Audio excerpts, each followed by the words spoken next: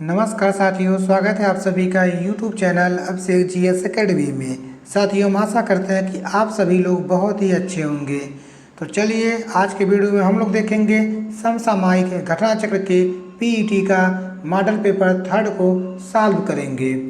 तो वीडियो शुरू करने से पहले आप सभी से रिक्वेस्ट है कि चैनल पे जो लोग भी नए आए हों वो प्लीज़ चैनल को लाइक, सब्सक्राइब और कमेंट जरूर करें और वीडियो को अधिक से अधिक शेयर जरूर करें।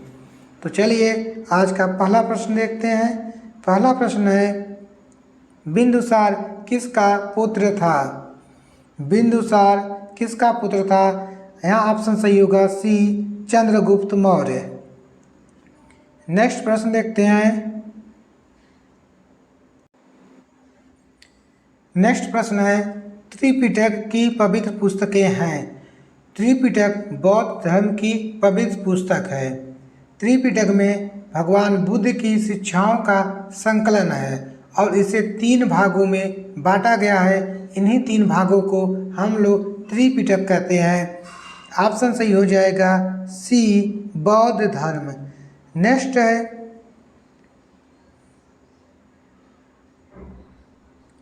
पाल साम्राज्य का प्रथम शासक कौन था? यहाँ पे ऑप्शन सही होगा ए, गोपाल। गोपाल जो था वह पाल साम्राज्य का प्रथम शासक था और यह बौद्ध धर्म का अनुयायी था।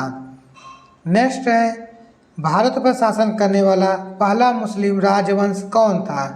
भारत पर शासन करने वाला पहला मुस्लिम राजवंश था वह था गुलाम वंश, जिसका शासनकाल था 1206 से लेकर 1290 ईस्वी तक। यहाँ ऑप्शन सही होगा बी, गुलाम वंश।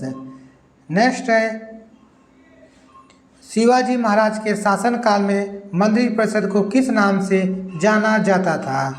शिवाजी महाराज के शासनकाल में मंत्रिपरिषद को अष्टप्रधान के नाम से जाना जाता था। अष्टप्रधान के अंतर्गत 8 मंत्रियों की नियुक्ति की जाती थी। यहाँ ऑप्शन सही होगा डी, अष्टप्रधान। नेक्स्ट है, प्रार्थना समाज के संस्थापक निम्नलिखित में से कौन थे? प्रार्थना समाज के जो संस्थापक थे वह कौन थे? वह थे आपके आत्माराम पांडुरंग। ऑप्शन बी सही है। नेक्स्ट है, काकोरी संयंत्र मामला किस वर्ष हुआ? काकोरी संयंत्र मामला यह 9 अगस्त 1925 को हुआ था। ऑप्शन ए सही है। नेक्स्ट है, सुभाष चंद्र बोस ने निम्नलिखित में से किस पार्टी की स्थापना की थी? सुभाष चंद्र बोस ने फॉरवर्ड ब्लॉक की स्थापना की थी वर्ष 1939 में। ऑप्शन डी सही, वर्ष 1939 में। अगर कोई आपसे पूछे सुभाष चंद्र बोस ने किस पार्टी की स्थापना की थी तो आप तुरंत जवाब दीजिएगा फॉरवर्ड ब्लॉक की स्थापना की थी। किस सन में की थी? वर्ष 1939 में फॉरवर्ड ब्लॉक की स्थापना की थी। नेक्स्ट देखते हैं, वह कौन सा अधिनियम था जिसने भारत में सत्ता ब्रिटिश ईस्ट इंडिया कंपनी से ब्रिटिश क्राउन में स्थानांतरित की थी? यहाँ ऑप्शन सही होगा ए, भारत सरकार अधिनियम 1858। नेक्स्ट प्रश्न देखते हैं, स्वराज पार्टी के निर्माण में मोतीलाल नेहरू के साथ निम्न में से किसकी प्रमुख भूमिका थी? स्वराज पार्टी का जो गठन हुआ था जनवरी 1923 में। स्वराज पार्टी का गठन CR दास और मोतीलाल नेहरू दोनों लोग मिलकर किए थे। CR दास जो थे वह स्वराज पार्टी के अध्यक्ष बने थे और मोतीलाल नेहरू स्वराज पार्टी के महासचिव थे। यहाँ पे ऑप्शन होगा डी, चित्तरंजन दास। चित्तरंजन दास को CR दास भी कहा जाता है। अगला प्रश्न देखते हैं, भारत में सर्वाधिक जैव विविधता पाई जाती है। भारत में शांति घाटी जो कि केरल में स्थित है वहाँ सबसे अधिक जैव विविधता पाई जाती है। ऑप्शन सी सही है। अगला प्रश्न है, कहाँ भागीरथी और अलकनंदा मिलकर गंगा बनती हैं? अगर भागीरथी और अलकनंदा की बात करें तो भागीरथी और अलकनंदा नदी का जो सम्मिलित नाम ही गंगा है। भागीरथी और अलकनंदा ये दोनों नदियाँ उत्तराखंड के देवप्रयाग नामक स्थान पे मिलती हैं और देवप्रयाग में मिलने के बाद यहीं पे इनका जो मिलन होता है, मिलन के बाद इनका नया नाम होता है गंगा। तो भागीरथी और अलकनंदा कहाँ मिलती हैं? यह मिलती हैं देवप्रयाग में। ऑप्शन बी सही है। अगला प्रश्न देखते हैं, कौन सा ग्रह सबसे ज़्यादा चमकीला है? सबसे चमकीला ग्रह की बात करते हैं तो उसका नाम आता है शुक्र का। शुक्र जो ग्रह है वह सौरमंडल का सबसे चमकीला ग्रह है। शुक्र ग्रह को ही भोर का तारा और सांझ का तारा कहा जाता है।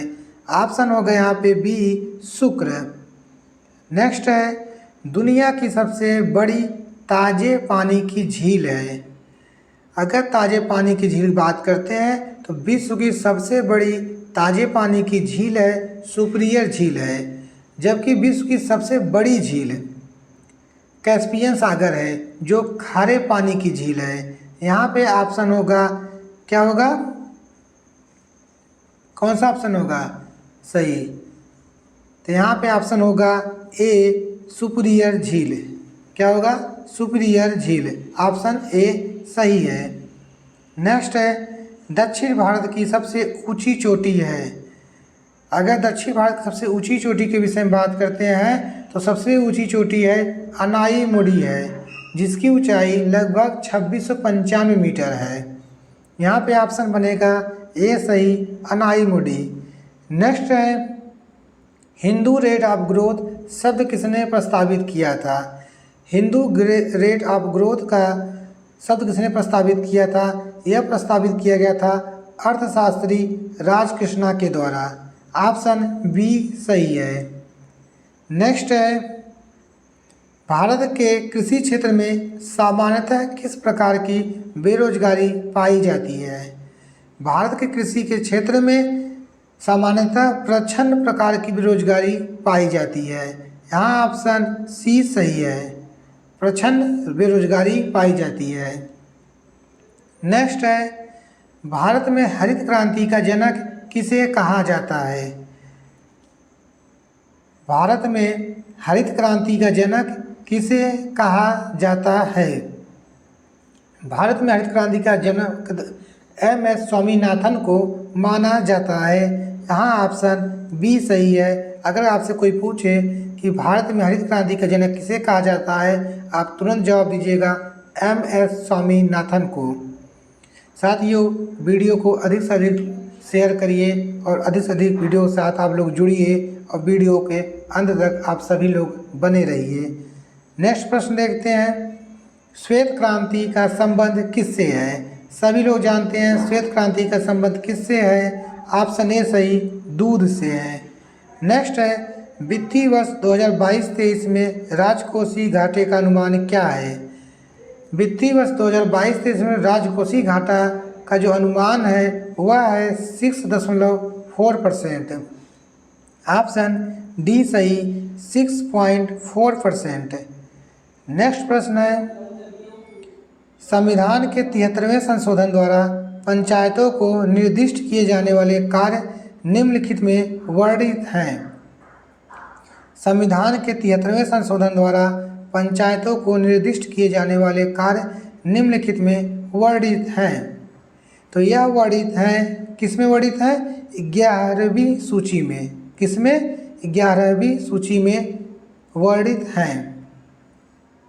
नेक्स्ट है, यदि सरकार राज्यसभा में पराजित हो जाए तो क्या होता है? ये देखिए बहुत ही अच्छा प्रश्न है।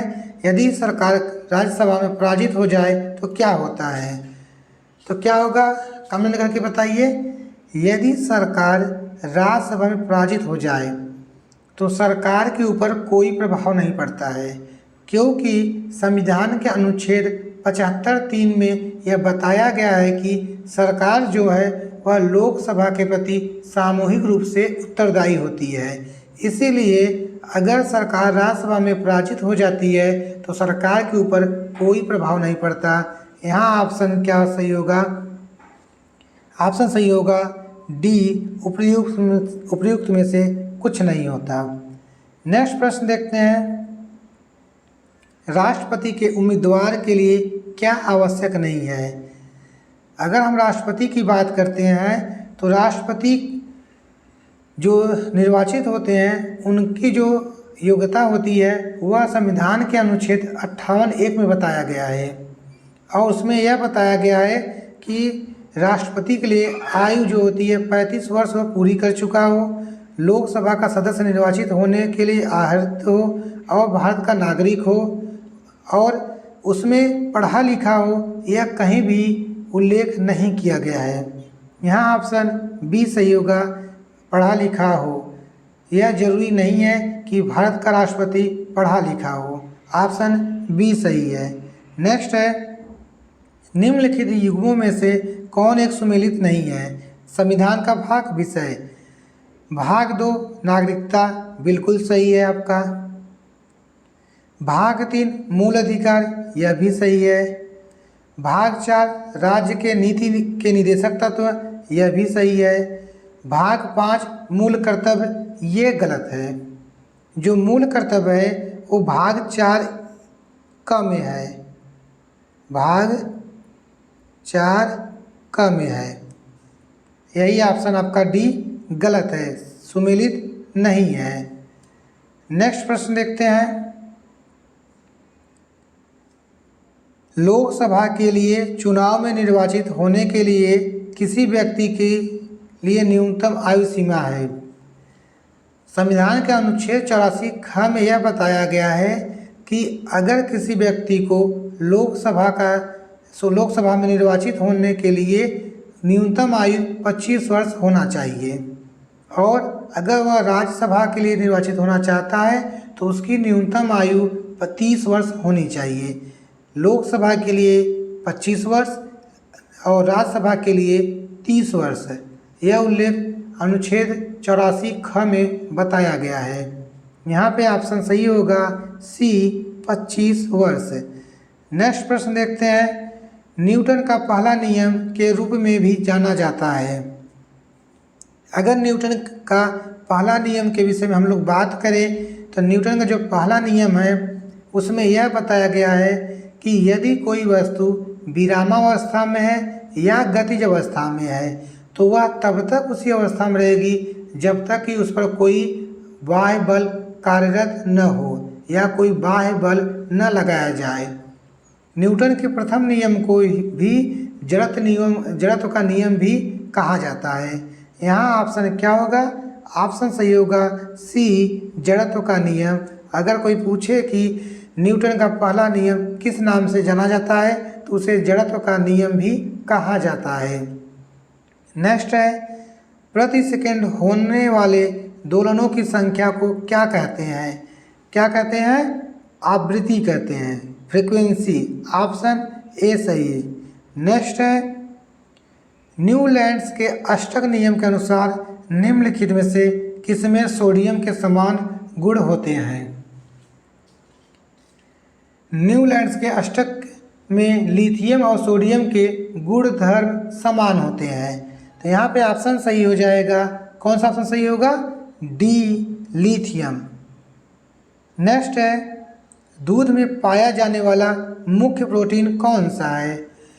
दूध में जो पाया जाने वाला मुख्य प्रोटीन होता है वह कैसीन नामक प्रोटीन होता है, और कैसीन नामक प्रोटीन के ही कारण जो दूध होता है उसका रंग सफ़ेद होता है। यहाँ ऑप्शन क्या होगा? ऑप्शन डी सही, कैसीन होगा। नेक्स्ट है, बेरी रोग निम्नलिखित में से किसकी कमी के कारण होता है? बेरी रोग विटामिन B1 की कमी से होता है, और विटामिन B1 का जो रासायनिक नाम है वह है थायमीन। ऑप्शन बी सही। विटामिन B1 का जो रासायनिक नाम है वह है, रासायनिक नाम कहिए या वैज्ञानिक नाम कह लीजिए, थायमीन है। क्या है? थायमीन। ऑप्शन बी सही। नेक्स्ट देखते हैं अगला प्रश्न, उत्तरायण का विलोम है। उत्तरायण का विलोम होगा दक्षिणायन। ऑप्शन सी सही। बहुत ही सिंपल सा प्रश्न है। उत्तरायण का विलोम दक्षिणायन होता है। नेक्स्ट है, वह स्त्री जिसका पति परदेश गया हो, वाक्य के लिए एक शब्द है। वह स्त्री जिसका पति परदेश गया हो, उसके लिए एक शब्द का प्रयोग होता है। वह शब्द है प्रोषित पतिका। ऑप्शन सी सही। नेक्स्ट है, निम्नलिखित में यमुना का पर्यायवाची शब्द नहीं है।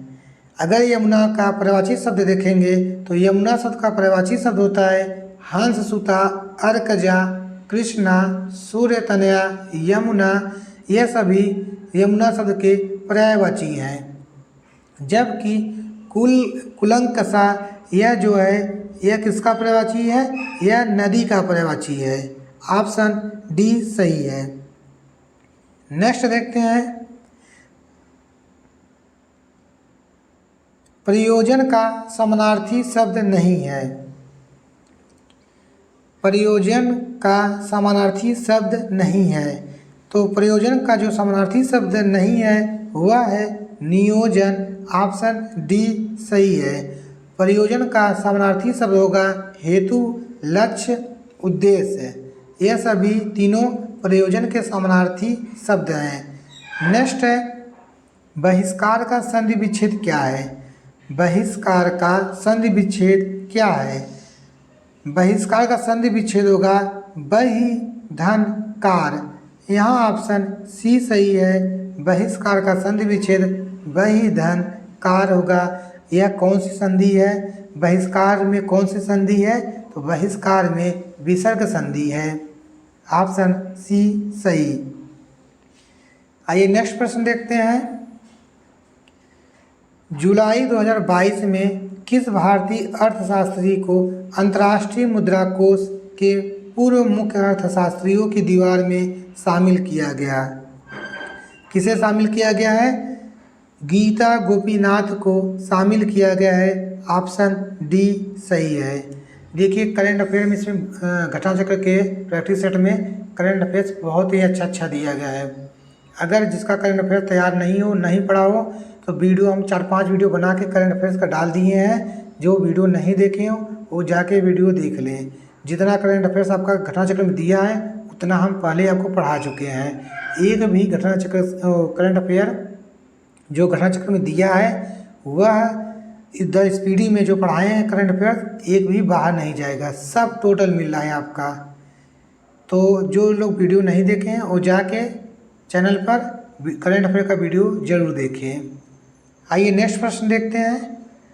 अप्रैल 2022 में भारत के 99.999% शुद्ध हरित हाइड्रोजन पायलट संयंत्र की शुरुआत कहाँ की गई?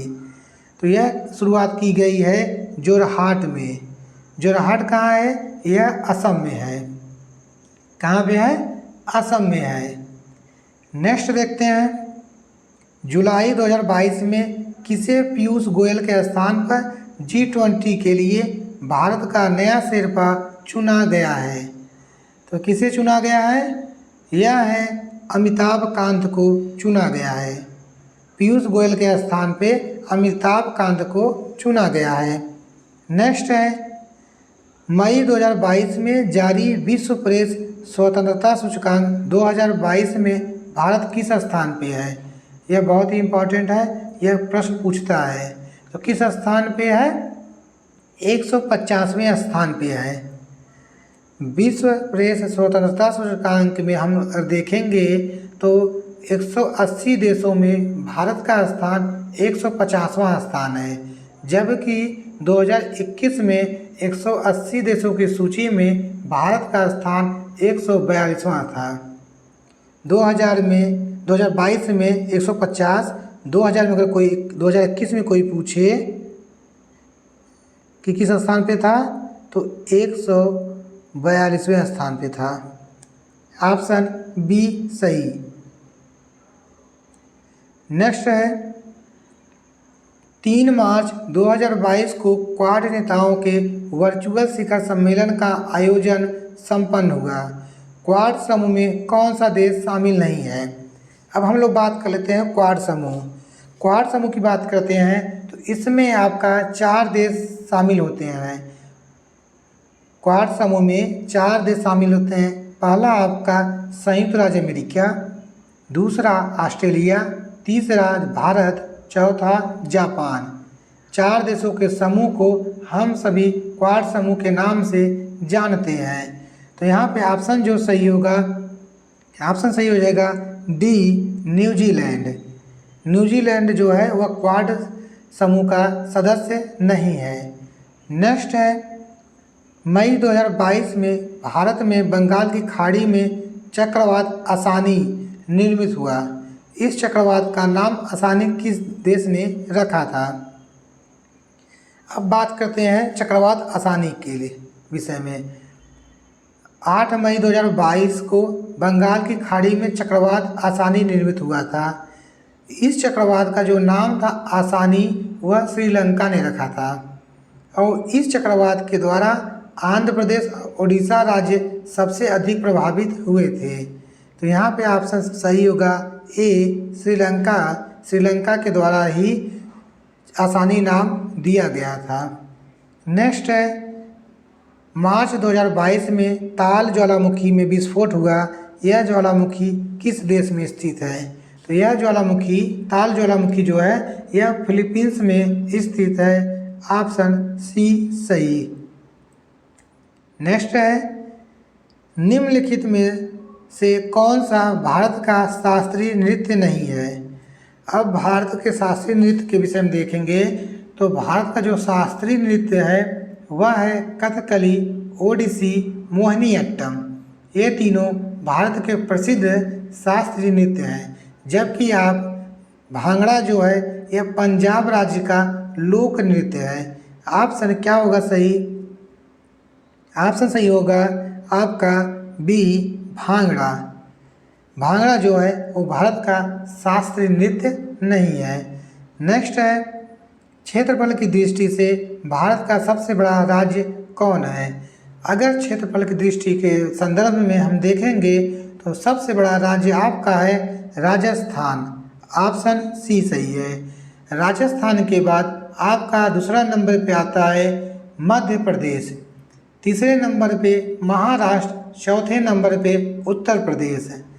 अगर क्षेत्रफल की दृष्टि से हम लोग देखेंगे तो सबसे बड़ा राज्य है राजस्थान और अगर जनसंख्या के दृष्टि से देखेंगे तो सबसे बड़ा राज्य उत्तर प्रदेश है। आइए नेक्स्ट प्रश्न देखते हैं। विवेकानंद रॉक मेमोरियल भारत के किस राज्य में स्थित है? विवेकानंद रॉक मेमोरियल भारत के तमिलनाडु राज्य में स्थित है। ऑप्शन क्या होगा? ऑप्शन बी सही है। नेक्स्ट है, विक्रम साराभाई अंतरिक्ष केंद्र कहाँ स्थित है? विक्रम भाई सारा अंतरिक्ष केंद्र यह कहाँ स्थित है? तिरुवनंतपुरम में स्थित है। ऑप्शन डी सही। नेक्स्ट देखते हैं प्रश्न, सूची 1 का सूची 2 से मिलान कीजिए एवं नीचे दिए गए कूट का इस्तेमाल करके सही उत्तर दीजिए। यहाँ पे अमजद अली जो थे वह सरोद वादक थे। क्या थे? सरोद वादक। और अली हुसैन यह शहनाई वादक थे। क्या थे? शहनाई वादक थे। हरि प्रसाद चौरसिया यह बांसुरी वादक थे। और लास्ट बचा अल्लाह रखा, यह क्या थे? यह तबला वादक थे। तो यहाँ पे ऑप्शन क्या सही होगा? ऑप्शन सही हो जाएगा सी। इस चीज़ को आप लोग ध्यान दीजिएगा कि अमजद अली खान सरोद वादक थे, अली हुसैन शहनाई वादक, हरि प्रसाद चौरसिया बांसुरी वादक हैं और अल्लाह रखा तबला वादक हैं। आइए नेक्स्ट देखते हैं। नेक्स्ट प्रश्न है, इंडोनेशिया की मुद्रा कौन है? इंडोनेशिया की मुद्रा है रुपया। क्या है? रुपया। ऑप्शन बी सही। इसमें कोई दिमाग नहीं लगाना है। अगर आपको मुद्रा याद है तो आप तुरंत ऑप्शन लगाइए। इंडोनेशिया की मुद्रा रुपया है और रुपया ये भारत की मुद्रा है। नेक्स्ट प्रश्न है, मई 2022 में इंटरनेशनल बुकर प्राइज 2022 किसने जीता? तो इंटरनेशनल बुकर प्राइज किसने जीता? तो यह जीते हैं, कौन जीता? गीतांजलि श्री जी ने जीता है। ऑप्शन डी सही। भारतीय लेखिका गीतांजलि श्री ने इंटरनेशनल बुकर प्राइज 2022 जीता। ऑप्शन डी सही है। नेक्स्ट है, मई 2022 में संपन्न UEFA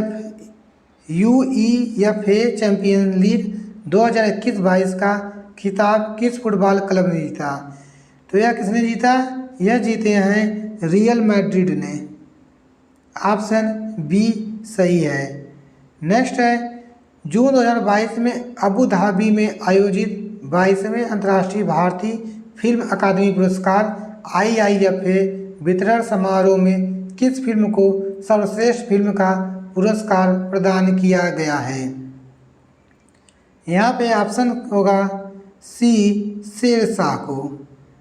किसे सर्वश्रेष्ठ फिल्म का पुरस्कार प्रदान किया गया है? शेरशाह को। नेक्स्ट देखते हैं। नेक्स्ट है, प्रतिवर्ष विश्व खाद्य सुरक्षा दिवस कब मनाया जाता है? प्रतिवर्ष खाद्य सुरक्षा दिवस 7 जून को मनाया जाता है। ऑप्शन ए सही है। वर्ष 2022 में विश्व खाद्य सुरक्षा दिवस का जो मुख्य विषय है वह है सुरक्षित भोजन बेहतर स्वास्थ्य, सेफर फूड बेटर हेल्थ। साथियों, आज के लिए इतना ही। अगर आप सभी को वीडियो अच्छी लगे तो प्लीज़ चैनल को लाइक, सब्सक्राइब और कमेंट करना ना भूलिएगा और अपने दोस्तों को अधिक से अधिक ज़रूर शेयर करिएगा। कल मिलते हैं फिर, कल एक नई वीडियो के साथ। जय हिंद।